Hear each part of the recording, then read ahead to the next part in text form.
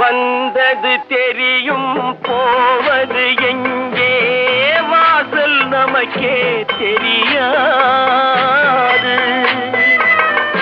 வந்தவரெல்லாம் தங்கிவிட்டால் இந்த மண்ணில் நமக்கே இடமேது.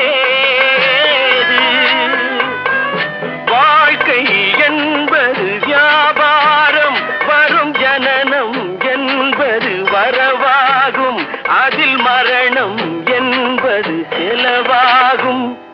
போனால் போகட்டும் போடா, போனால் போகட்டும் போடா, போனால் போகட்டும் போடா, போனால் போகட்டும் போடா.